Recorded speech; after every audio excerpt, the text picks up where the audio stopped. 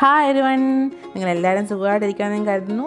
ഇന്ന് ഞാനിവിടെ വന്നിരിക്കുന്നത് വളരെ ഈസി ആയിട്ട് പ്രിപ്പയർ ചെയ്യാൻ പറ്റുന്ന ഒരു ടേസ്റ്റി ലഡുവിൻ്റെ റെസിപ്പി ആയിട്ടാണ്. ഞാനിത് റേഷൻ കടയിൽ നിന്നും കിട്ടിയ നുറുക്ക് ഗോതമ്പ് വെച്ചിട്ടാണ് പ്രിപ്പയർ ചെയ്തിരിക്കുന്നത്. നമ്മുടെ സമയവും ലാഭിക്കാം, ടേസ്റ്റി ആയിട്ടുള്ള ലഡുവും കഴിക്കാൻ പറ്റും. അപ്പോൾ എല്ലാവരും വീഡിയോ കാണണം. എൻ്റെ വീഡിയോ ആദ്യമായിട്ടാണെങ്കിലും കാണുന്നുണ്ടെങ്കിൽ, ഇതുവരെ ചാനൽ സബ്സ്ക്രൈബ് ചെയ്യാത്തവരുണ്ടെങ്കിൽ പ്ലീസ് ഒന്ന് സബ്സ്ക്രൈബ് ചെയ്ത് തന്നെ സപ്പോർട്ട് ചെയ്യുക. മാത്രമല്ല തൊട്ടടുത്തുള്ള ബെല്ലൈക്കനിൽ ഓൾ എന്ന ഓപ്ഷൻ കൂടി എനേബിൾ ചെയ്യുക. അപ്പോൾ നമ്മുടെ നുറുക്ക് ഗോതമ്പ് ലഡു എങ്ങനെ പ്രിപ്പയർ ചെയ്ത് നോക്കാം.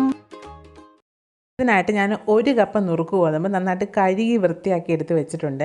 നമുക്കിനി ഇതൊന്ന് മൂപ്പിച്ചെടുക്കണം. അതിനായിട്ട് ഞാനൊരു പാൻ അടുപ്പത്ത് വെച്ചിട്ട് പാൻ ചൂടായി വരുമ്പോഴത്തേക്ക് ഈ കഴുകി വൃത്തിയാക്കി വെച്ചിരിക്കുന്ന നുറുക്ക് ഗോതമ്പ് നമുക്കിതിലേക്ക് ഇട്ട് കൊടുക്കാം.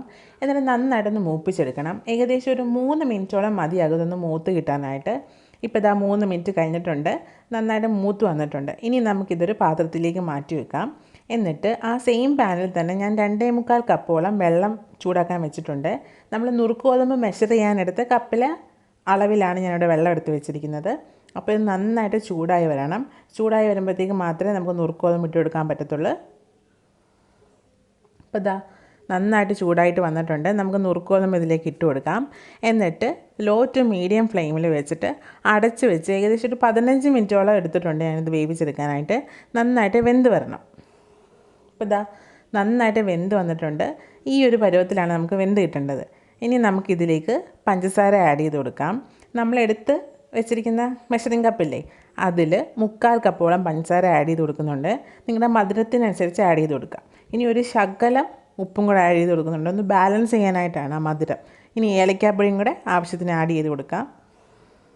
എന്നിട്ട് ആ പഞ്ചസാരയെല്ലാം നന്നായിട്ട് അലുത്ത് വരണം. അതുവരെ നമുക്ക് നന്നായിട്ടൊന്ന് ഇളക്കിയെടുക്കാം.